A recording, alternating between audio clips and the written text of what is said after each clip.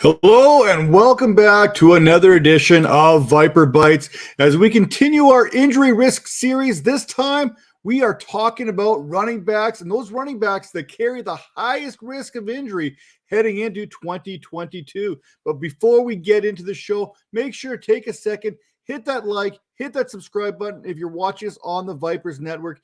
And if you're listening to us on any of our podcasting platforms, whether that be Apple, Spotify, Stitcher, Anchor, make sure to take a second and rate and review the show. Now, let's get into this because, hey, when we're talking injuries, we want medical professionals to talk about it. And, hey, my initials, they are MD, and that was good enough for Doogie Howser, so that's good enough for me. Now, when we are talking running backs, it always feels like we are playing running back roulette when it comes to running backs. Those who carry the ball the most, they run the greatest risk of getting injured. It's that simple. Do the math. If I carry the ball twice, I got twice the amount of times of getting hit. Four times as many.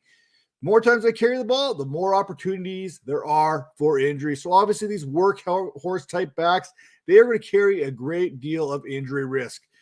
Now going back to the 2021 season, we know that there is a demand put on this position, a physical demand on this position. Now, Myles Gaskin, yes, that Myles Gaskin from Miami Dolphins, the one we like to beat up on, he finished 2021 as the RB25 in PPR simply because he survived. Somehow, some way, he managed to play 17 games.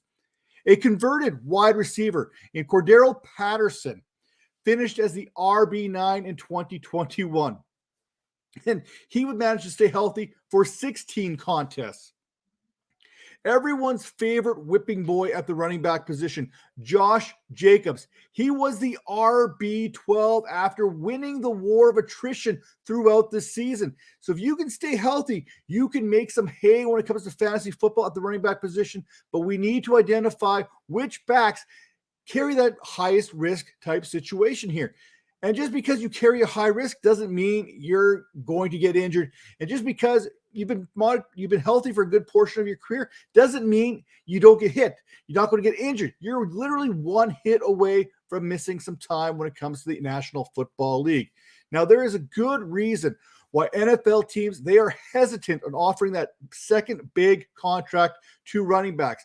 They'd rather go to the car dealership, lease a model for 3 or 4 seasons. If it gets a couple dings here and there, they'd rather just trade it in for a new model. Well, one new model the Chiefs tried in a couple seasons ago was Clyde Edwards-Helaire. And yes, he is topping off my list here right now at the running back position. Looking at what he's done since he's come into the league. Ankle sprain in December 2020, in which he also had a hip problem. Now, March 4th, give or take, I don't know the exact date, but he had gallbladder surgery. Now, this gallbladder surgery, this really kicked his butt. Reports are that he got down to as little as 160 pounds. Now, when you cut that much weight, there is going to be significant issues that you're going to deal with for a significant period of time. Then we kick into the season, August, ankle sprain, knee sprain in October, shoulder injury December, right around Boxing Day. When we look at Clyde Edwards-Helaire here, offseason, let's go back to that gallbladder here. He never got right after dropping that much weight. It just doesn't seem like he was quite there. A little bit of a slower start to the training camp. He did okay for the first couple weeks. And when I say that, I mean he had 89 rushing yards after the first 2 weeks. Then after that, he seemed to have gotten a little bit of a groove there. Back-to-back 100-yard rushing games before suffering that knee injury in week number 5 that forced him to miss the next 5 games. He would then return in week number 11 and play the next 5 games for the Chiefs, but he failed to rush for more than 65 yards in any of those contests before missing the final 2 games of the season. Now, in this offseason, the Chiefs, they have moved on from Darrell 1L Williams. You can presume that they have moved on from Jerick McKinnon because he has not signed anywhere yet. It doesn't mean he won't return to Kansas City, but chances are slim to none at this point. They did bring in Ronald Jones, who runs the ball well. He doesn't really give you much in the passing game. So what do? rookies, Isaiah Pacheco there and Jaron Ely out of Ole Miss and Rutgers, respectively. These guys can catch the ball out of the backfield. So if Clyde Edwards-Helaire isn't quite ready, these are guys that can step up into that pass catching role. Now, all early indications are Clyde Edwards-Helaire should be in for a significant increase in workload. But Ronald Jones, he's not going to go away. I'm not a big Ronald Jones guy, but he can carry the rock, like I said. Now, coming in at the number 2 risk at the running back position, he's a classic here. We know him. We talk about him all the time. He's as good as any back in the game when he's healthy. That's Dalvin Cook of the Minnesota Vikings. For a guy who's only been in the league for a short period of time, he has had some injuries, especially as they pertain to those shoulders. Torn labrum back in college, and then another torn labrum in college, then another torn labrum here last season, shoulder dislocation last season. Then you want to talk about some more AC joint injuries back in 2019.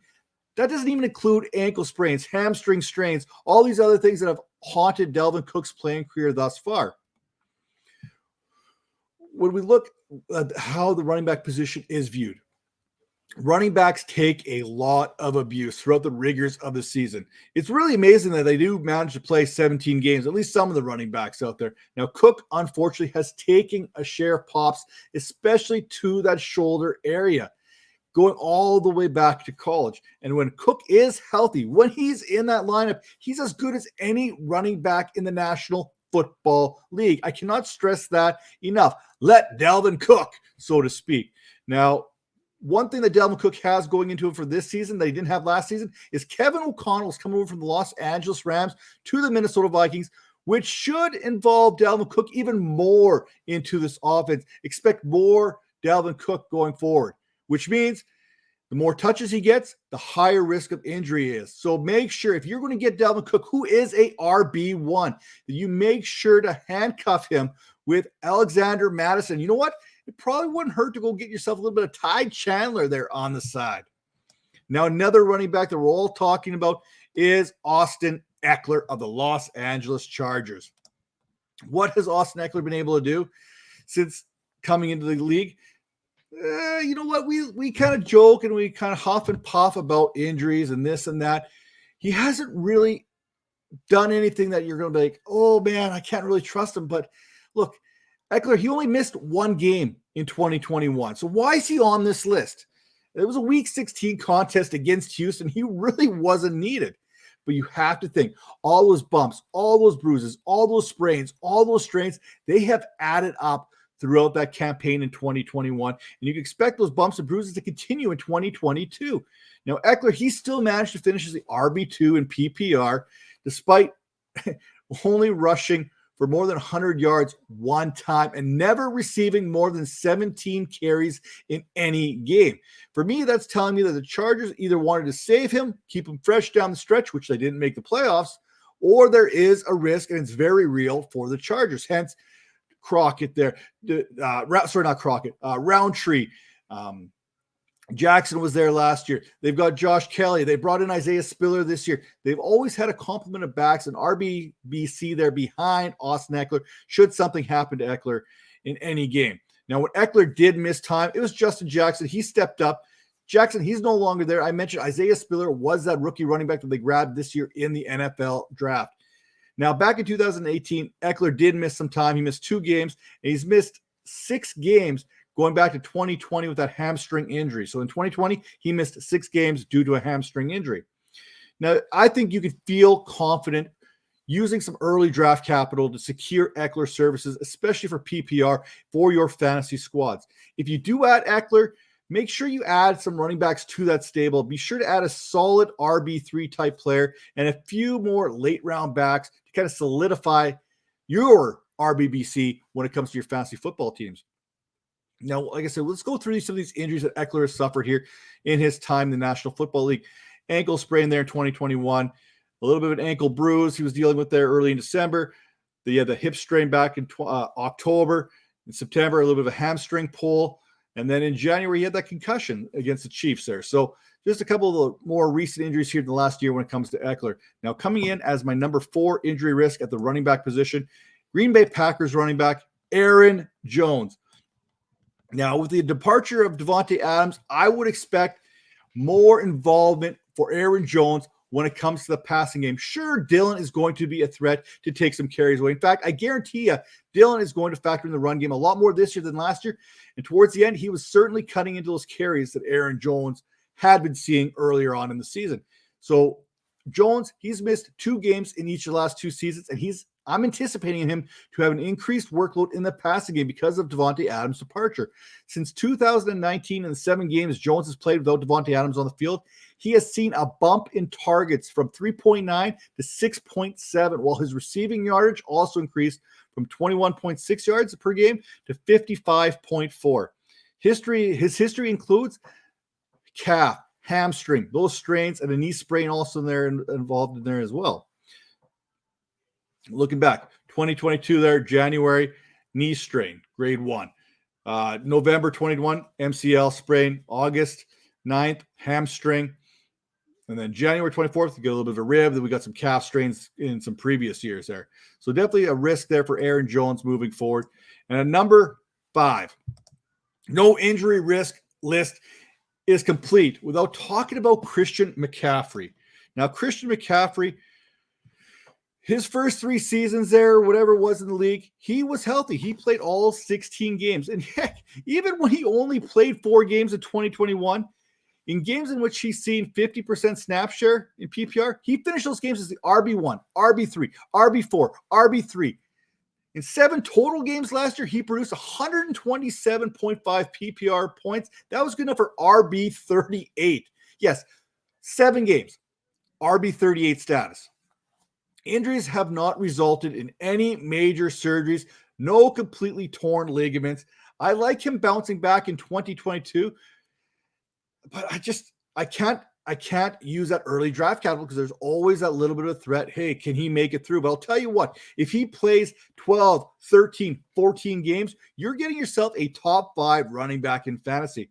Now, I get it. You may not want to invest in him earlier, but if he is healthy, there is no one better at fantasy football than Christian McCaffrey. If you split his wide receiver numbers, his catches, his receptions from what his carries are, he is an RB10 in one category. He's a wide receiver 10 in the other. You're basically getting 2 players in one. And really, his injury history is only the last 2 seasons. You have to go back to 2016 when he suffered a injury that was kind of reported. And that was back in college. That was a kind of a hip pull against Notre Dame. But his injury history here, 2020, September, November, ankle sprain, AC joint sprain. Last year, a little bit of a thigh, glute strain there, hamstring pull, ankle sprain. He was dealing with those kind of things.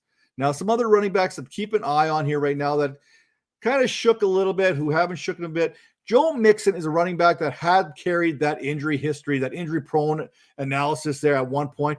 He looked good last year. He's getting some offensive line help, so that should help him moving forward. 2 other running backs I'm kind of worried about, but I feel confident in Leonard Fournette because of that offense. Everything that Tampa Bay is doing, Uncle Lenny, playoff Lenny, I expect him to be ready to go right off the get-go. Saquon Barkley, the dude's ankle was swollen bigger than my thighs. I don't think he ever got himself right last year. I think the offseason is going to help him out. I think he's going to easily finish in the top 15 amongst running backs this season. With that all being said, when news breaks, when trades happen, when you need waiver help, make sure to tune into the Vipers Network because we are here to help you, and we are going to break it all down for you so you can understand it a little bit better. We'll see you next.